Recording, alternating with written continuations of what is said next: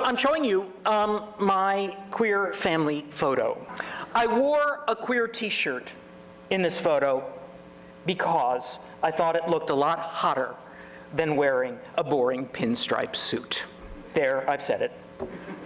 And while the politics of declaring identification are certainly a part of activist drag, there is another part we tend not to talk about, that we thought we looked hot, that we dressed to meet sexual partners, that it was fun, irreverent, and narcissistically pleasurable. Don't get me wrong.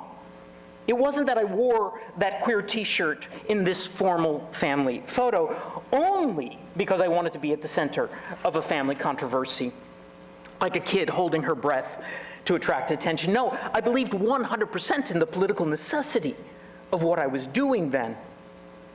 But the truth is that it's not an either-or choice. Narcissistic self-interest on one hand, selfless political devotion on the other.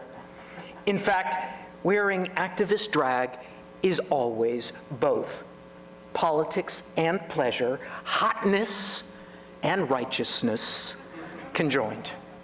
That has long been its almost narcotic attraction. The sexuality of the closet, after all, is one way.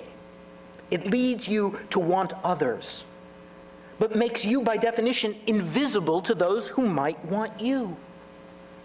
Coming out of the closet entailed discovering you were wanted to. And in the age before AIDS, we acted on that with all the pent-up desire of the adolescents we once were. Then came the plague, and horror, and culture war. Shell-shocked, we responded by disowning our pre-AIDS past.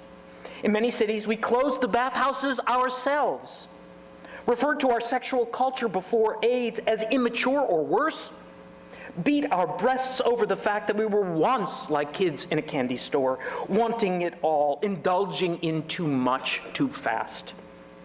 Sex, once inextricably linked to our politics, suddenly became our Achilles heel. So we recast ourselves not only as sexually responsible adults, but broadly proclaimed our mea culpa, apologizing for our excesses and disclaiming our own past pleasures. The project was simple. We took an admixture of biker culture's leather-jacketed badness, added a tincture of pretty boy James Dean, and a little femme butchness. We moved the bumper sticker off the car and onto our bodies. The new queer activist drag was more or less the same uniform across enormous differences in gender and gender identity and race and class.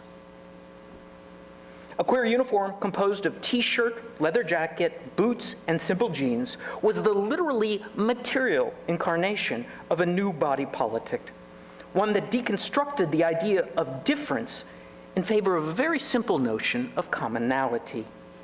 To march behind our sexuality, as we long had, was to win the battle we felt, but lose the war. For all we could thereby ever hope to achieve was that most wan of adjectives, tolerance.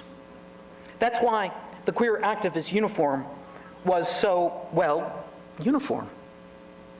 In distinct contrast to other historical moments, men and women, trans and non-trans, California and New York, aped the same general model, the same general message of t-shirt, jacket, and jeans.